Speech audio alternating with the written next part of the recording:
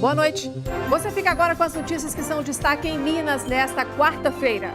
Homem acusado de matar a namorada a golpes de capacete é preso. Segundo a polícia, a vítima já havia dito a familiares que queria terminar o namoro, mas não teve tempo de fazer isso.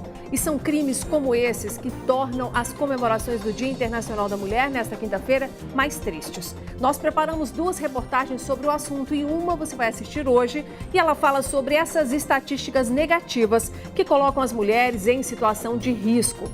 Caso um carro caia aí em um córrego, matando uma pessoa e ferindo outras 3, BH teve mais uma madrugada de chuva forte que provocou muitos estragos. Mãe é presa em flagrante, suspeita de vender o próprio filho dentro do hospital, onde havia acabado de dar à luz. Escola de samba de BH, que ficou em primeiro lugar nos desfiles, tem pagamento do prêmio suspenso pela Justiça. Prefeitura aumenta a fiscalização de lotes vagos e proprietários que não cumprem a lei são multados. O Ministério Público denuncia a Copasa por cobrar por serviço de esgoto, que não foi feito. Na política, hoje começa o troca-troca de partidos de olho nas eleições. E esse é um dos assuntos que vamos conversar com o nosso comentarista, Orion Teixeira. O governo federal quer regulamentar os suplementos alimentares usados por quem pratica esporte e pela turma da academia. No futebol, América e Cruzeiro jogam nesta noite pelo Campeonato Mineiro. Mais informações sobre essas e outras notícias a partir de agora.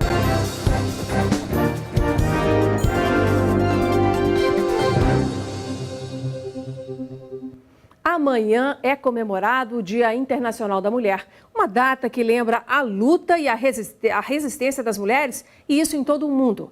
Nos últimos anos, os avanços da sociedade colocaram a mulher à frente em diversos segmentos, mas ainda é muito comum e triste ouvir os relatos daquelas mulheres que sofrem violência dentro de casa, sofrem abusos no trabalho e até no transporte público. Leis foram criadas para tentar dar mais segurança às mulheres, mas sempre temos que lembrar, é preciso denunciar todos os crimes. Na perna, a cicatriz da violência sofrida dentro de casa. Essa mulher de 27 anos, mãe de 3 filhos, foi esfaqueada pelo ex-companheiro há cerca de 2 anos. Empurrões e agressões físicas e verbais faziam parte da rotina dela, que sempre acabava perdoando o companheiro, até que um dia, ao contar para ele que estava grávida, levou uma surra na frente das 2 filhas, então com 8 e 11 anos, enteadas do agressor. Assustadas, as crianças saíram correndo de dentro de casa. Muitas vezes eu deixei o meu eu cair por terra pra passar por isso. Grávida, me senti desolada, apanhava. Hoje eu tenho 2 filhas moças e falo mesmo que tá para nascer o homem que bate nas minhas filhas. Mas hoje tem hora que eu paro e penso e falo, como é que eu posso falar isso? Se por diversas vezes minha filha mesmo me viu apanhando de homem. É muito difícil. Um dia, com incentivo da mãe e do avô das filhas, resolveu dar um basta e procurou ajuda que ela encontrou no Centro de Apoio à Mulher, que fica na rua Hermilo Alves, 34, no bairro Santa Teresa, em Belo Horizonte. Só no ano passado, cerca de 500 mulheres procuraram ajuda no local. Algumas violências, como a moral e a psicológica, ela afeta muito a autoestima da mulher. Então, a gente trabalha, com vários elementos no atendimento para fortalecer e que ela possa, então, ter essa autoestima recuperada. Só em Minas Gerais, cerca de 400 mulheres são agredidas por dia. A Delegacia Especializada de Crimes contra a Mulher alerta que a denúncia é essencial. A partir do momento que essa vítima se sentir ameaçada, deve buscar o auxílio da Delegacia Especializada de Atendimento à Mulher. Nós temos um plantão de 24 horas, como já dito. Caso não tenha acesso, ligue para o 197, busque saber qual que é a delegacia mais próxima para pedir esse socorro. O que a vítima não deve ficar é calada, romper com o silêncio.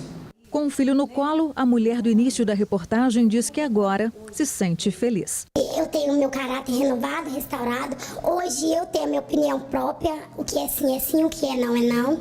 Hoje eu vou onde eu quero, eu faço o que eu quero. Hoje eu posso sorrir com minhas filhas, brincar com meu filho. Achei que eu nem ver meu filho nascer. Sou renovada, restaurada e vida que segue. Hoje eu sou feliz.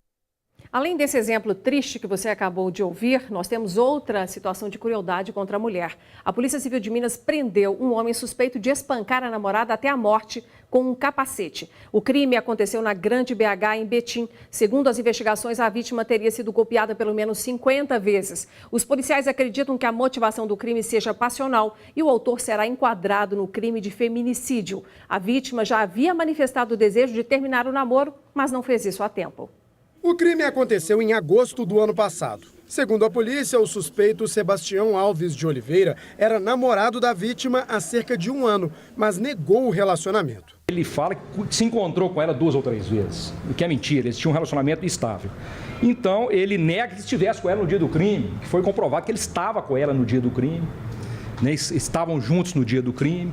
Ele fala que estava viajando, que estava em outro lugar, que não sabia dela, que há muito tempo que não via ela, e isso ficou cabalmente comprovado que ele estava mentindo. Testemunhas confirmaram que no dia do crime, Sebastião havia pegado Vilma Pereira da Conceição em casa e ido juntos para o forró. Testemunhas confirmaram que eles foram vistos também no forró e na saída da casa de shows. O crime teria acontecido na estrada de acesso à casa do suspeito. Ela foi encontrada morta, com o corpo todo ferido, inclusive ferimentos contusos na cabeça, na região da cabeça, que foram a causa da morte dela. E ao lado do corpo tinha um capacete todo despedaçado, quebrado, que foi utilizado comprovadamente como um instrumento para a prática do crime. Segundo a Polícia Civil, Sebastião já responde por outros 3 crimes: ameaça, receptação e homicídio. E agora será acusado de crime de gênero. Ele responde por um crime de feminicídio, que é o homicídio qualificado por ter sido praticado contra a mulher em situação de violência de gênero, né? Ele foi um crime passional em que o autor se aproveita dessa violência doméstica, familiar, né? E comete o crime.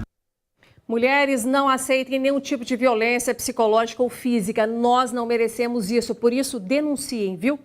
E uma pessoa, aliás, morreu e outras 3 ficaram feridas na madrugada de hoje em um acidente que aconteceu na região da Pampulha, aqui na capital. Segundo a PM, 2 carros se envolveram nesse acidente. O motorista de um dos veículos perdeu o controle e colidiu com outro carro que caiu em um córrego e bateu ainda em um poste na Avenida Heráclito Mourão de Miranda, no bairro Castelo. Os ocupantes dos 2 veículos foram socorridos e encaminhados para hospitais da região. As causas do acidente estão sendo investigadas.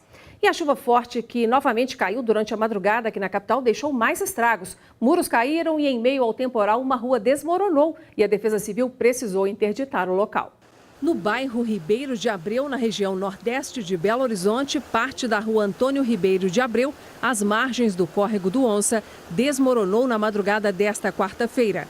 A via foi isolada e uma equipe de geólogos e engenheiros da Defesa Civil Municipal vistoriou o local pela manhã. Segundo o órgão, um relatório técnico deve ser feito e depois um projeto de contenção será desenvolvido.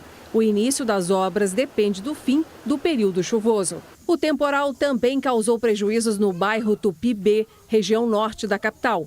Um muro de arrimo desabou sobre uma casa e atingiu 2 cômodos do imóvel. Apesar do susto, ninguém ficou ferido na residência. Cômodos de imóveis vizinhos também precisaram ser interditados. A Defesa Civil notificou os moradores que foram orientados a manter o isolamento e adotar medidas de autoproteção. Um muro também desabou no bairro Nazaré, região nordeste de BH. O acúmulo de terra próximo ao local pode ter sobrecarregado a estrutura que, na queda, também derrubou um padrão de energia. A Defesa Civil também interditou parte da rua Daniel de Carvalho, no bairro Gutierrez, região oeste. O muro de um prédio cedeu parcialmente e há risco de queda da estrutura. O muro tem mais de 6 metros de comprimento e fica ao lado de uma escola. Não há risco para o prédio, mas o isolamento foi necessário para evitar acidentes envolvendo pedestres. Ainda não há previsão para a liberação do local. Chuva forte também no Triângulo Mineiro. Nesta madrugada, equipes dos bombeiros e da CEMIG continuaram trabalhando no rescaldo do temporal que caiu em Uberlândia nesta terça-feira. Para atender os chamados realizados em função dos estragos provocados pela chuva, foram necessárias as equipes do Corpo de Bombeiros, da Prefeitura pelas Secretarias de Meio Ambiente e Desenvolvimento Urbanístico e também da CEMIG. O bairro mais atingido foi o Tibério. Na Avenida Inglaterra e Anselmo Alves dos Santos, o asfalto foi levado pela enxurrada. Nas calçadas e ruas haviam galhos e árvores. Na Rua Itália, um tronco fechou toda a via. Já na Rua Nicarágua, o portão de uma casa ficou bloqueado por uma árvore. Na Avenida Austrália, na Benjamin Alves dos Santos e na Rua Paraná, a CEMIG precisou isolar fios de alta tensão que foram rompidos pela queda de árvores. As localidades ficaram sem energia por um tempo. Moradores da Rua Paraná já haviam protocolado na Prefeitura e na CEMIG o pedido de poda das árvores do canteiro central. Foi na Prefeitura, eles falaram que era no mínimo 6 meses para vir fazer a poda e que a gente só conseguiria mais rápido se a gente fosse na CEMIG. As equipes trabalharam até aproximadamente meia-noite para que o trânsito fosse restabelecido. Durante a chuva, o Corpo de Bombeiros foi acionado para fazer o salvamento de pessoas que ficaram ilhadas dentro do próprio veículo. Foram retiradas 5 vítimas de veículos ali próximo ao Tibério, próximo ao Whiteberry, entre o Whiteberry e o 17º Batalhão. Pela chuva não houve nenhuma vítima fatal, mas foram vários pontos de alagamento.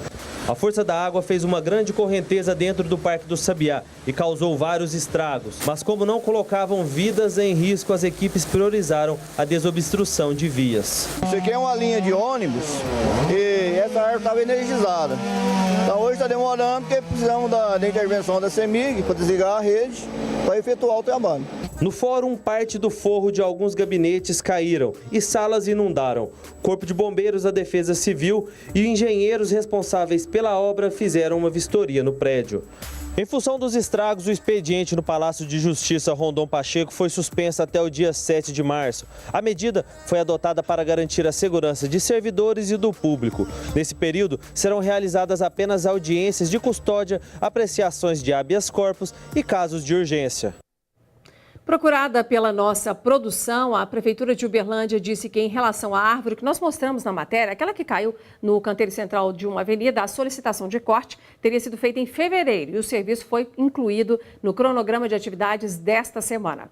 A Prefeitura de Belo Horizonte decidiu cortar 2.000 árvores para evitar que mais quedas ocorram aqui na capital, provocando mortes ou danos materiais. E esse volume representa menos de 0,5% do total de árvores da cidade.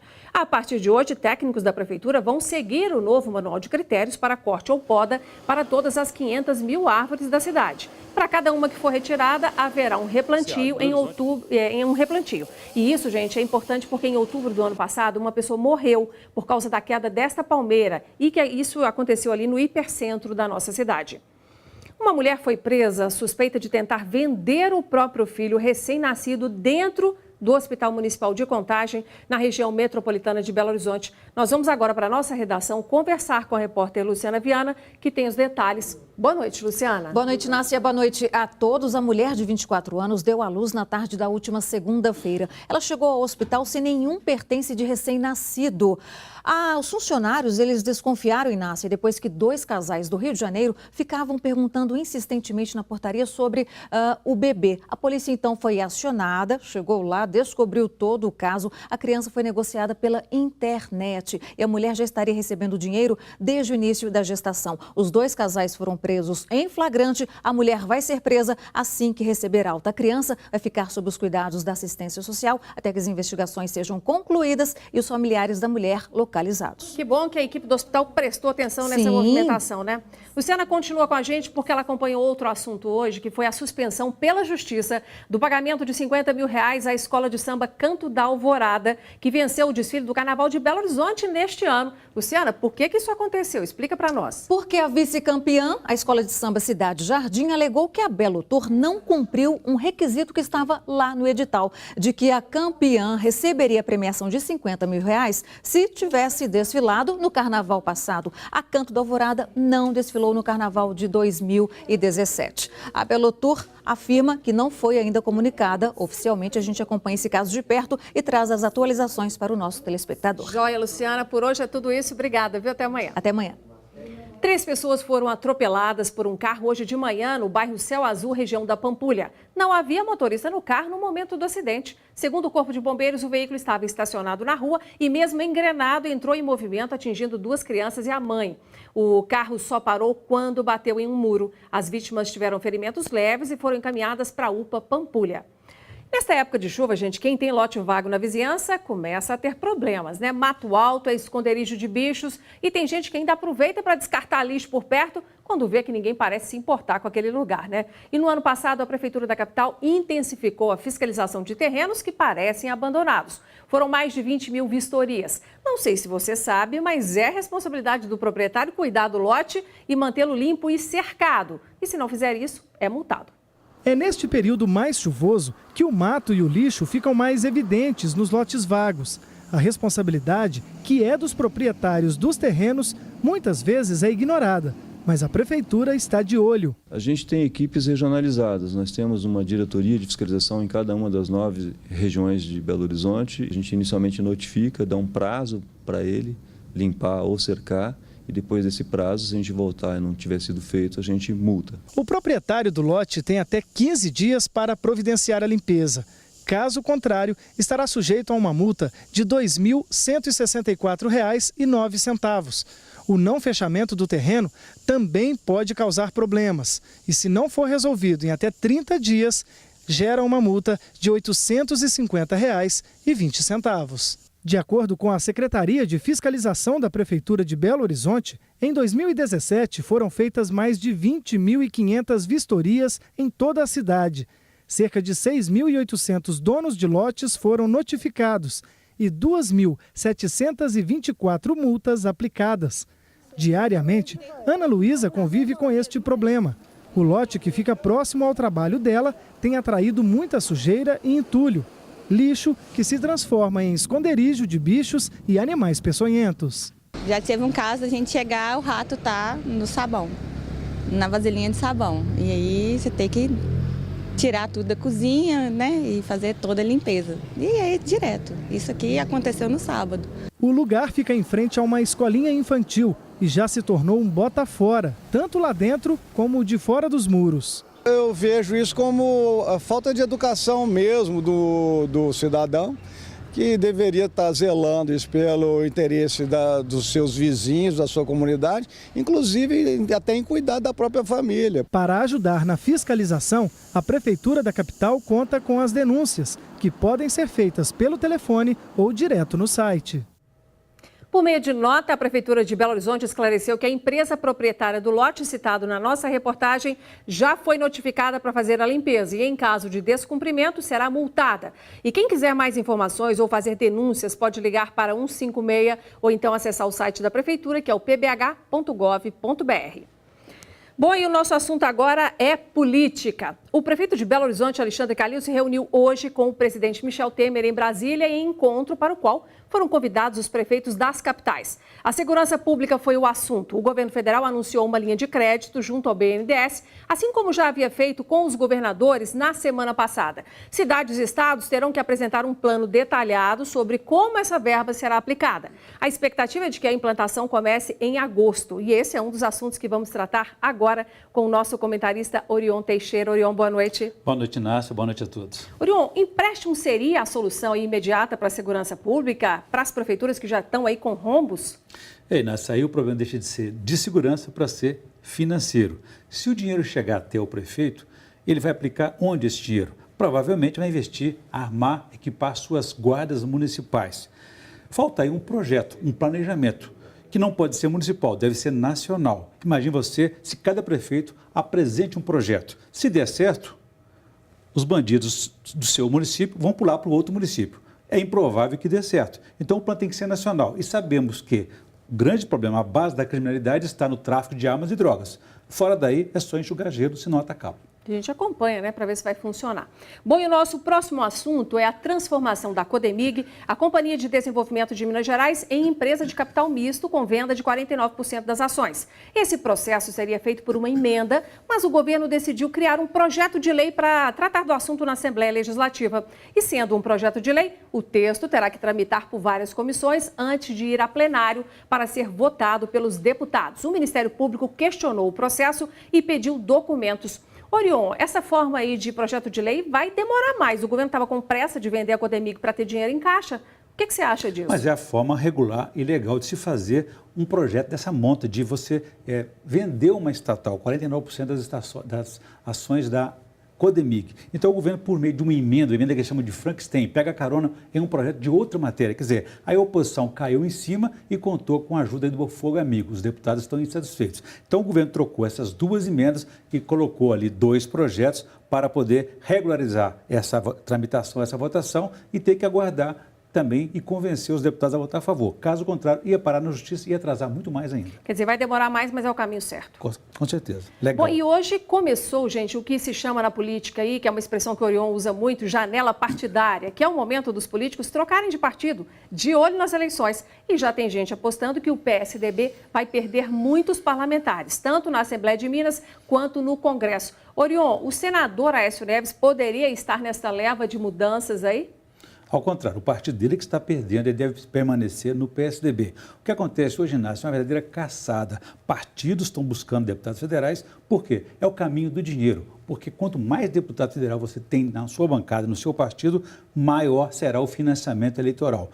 Para este ano foi reservado aí 1 bilhão e 700 milhões para os financiamentos de campanhas, além do fundo partidário de 888 milhões. Então, os partidos estão desorientados atrás de deputados, fazendo um verdadeiro leilão. Tem partido que oferece até 2,5 milhões para um deputado se filiar a ele e disputar as eleições. No final da janela partidária, então você faz as contas para a gente de quem saiu e quem chegou, tá bom? Com certeza. Bom, gente, para encerrar essa conversa aqui com o Orion, eu vou pedir para ele analisar o impacto da decisão do Superior Tribunal de Justiça, que ontem negou o habeas corpus preventivo à defesa do ex-presidente Lula, que evitaria aí a prisão do político antes de todos os recursos serem julgados. Orion, a Justiça está enviando aí um recado aos políticos, seria isso? Inácio, enquanto for mantido o foro privilegiado, pouca coisa vai adiantar, porque no próprio STF, Supremo Tribunal Federal, os processos contra os políticos andam muito devagar. Então é preciso primeiro rever a questão do foro privilegiado. No caso do Lula especificamente, ele agora está nas mãos também do STF. Tem um habeas corpus dele lá para ser julgado e ele aguarda a jurisprudência para mudar a execução da pena a partir da segunda instância. Então, caso contrário, a sua candidatura fica comprometida e o PT tem que pensar num plano B. Tá certo. Obrigada, Orion. Até semana que vem. Boa noite. E você vai ver a seguir, suplementos alimentares devem ser regulamentados pela Anvisa ainda neste ano.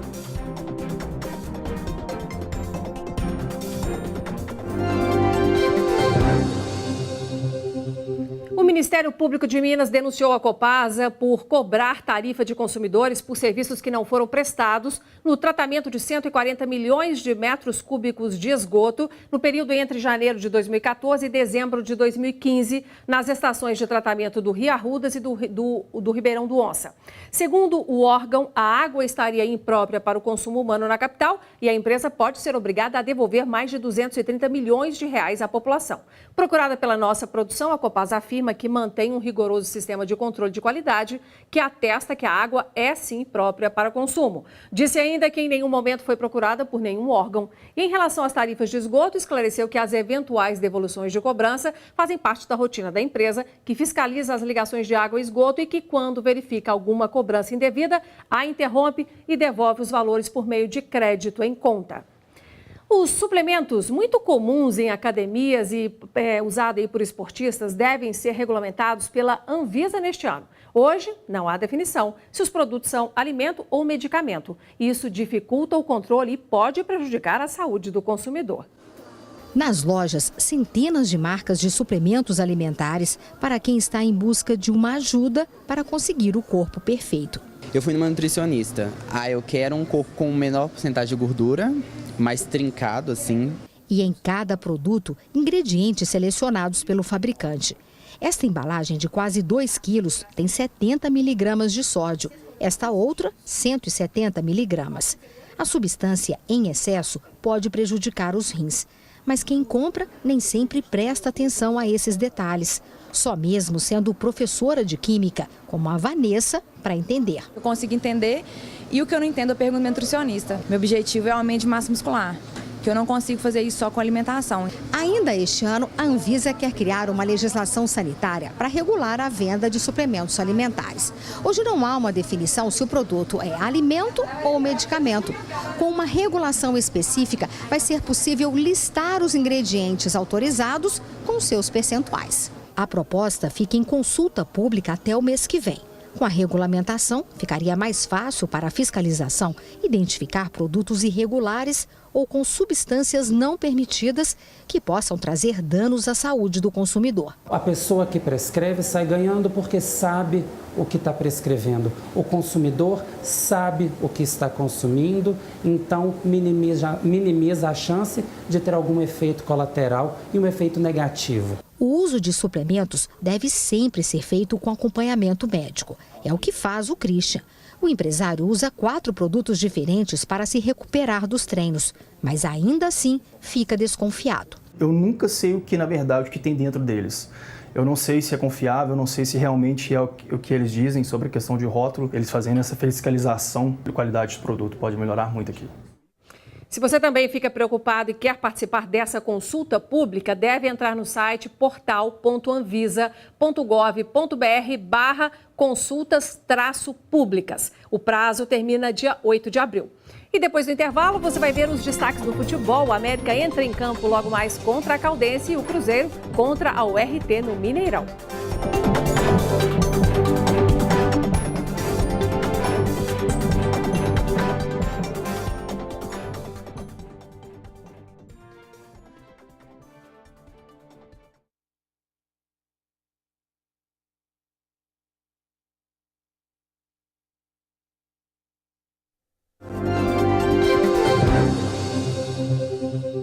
Estamos de volta para falar do futebol. Daqui a pouco o América entra em campo contra a Caldense no Independência. E quem vai dizer como que o time está armado para essa partida é o nosso repórter e comentarista André Salles. Boa noite, André. Boa noite, Nácia. Boa noite para todo mundo. O time já entrando em campo, né? 7h30 e a partida no Independência contra a Caldense. O América, uma equipe bem parecida com a que vem atuando realmente. Aí com destaque para o trio de ataque, né? Realmente o Ailon, que é um jogador que veio do Internacional, vem fazendo a diferença e a grande aposta. A América que vem empolgado pela última vitória e também tentando aí se consolidar na segunda posição dessa primeira fase. Quer dizer, a gente vai falar agora de futebol, eu tenho uma pergunta de futebol, do Cruzeiro especificamente, que também joga hoje, logo depois do América, gente, é o seguinte, a Raposa vai entrar em campo contra o URT no Mineirão.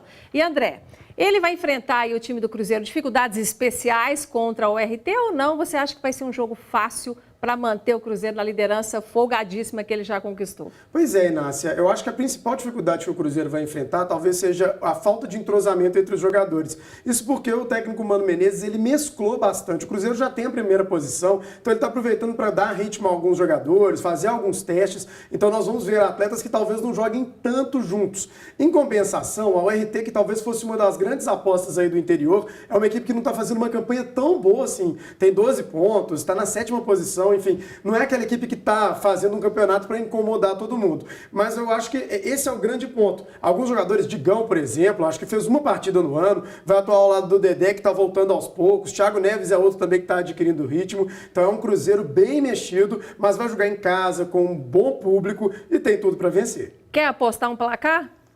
Eu acho que talvez um 2-0, acho que está de bom tamanho. Tá bom, e o Atlético entra em campo amanhã também pelo Campeonato Mineiro, né? Exatamente, o Atlético entra em campo amanhã tentando melhorar a campanha e tentando ter as vantagens para as próximas fases do campeonato. Ok, o André volta amanhã para contar pra gente. Estaremos juntos nesta quarta-feira, nos acompanha, aliás, nesta quinta. Até lá.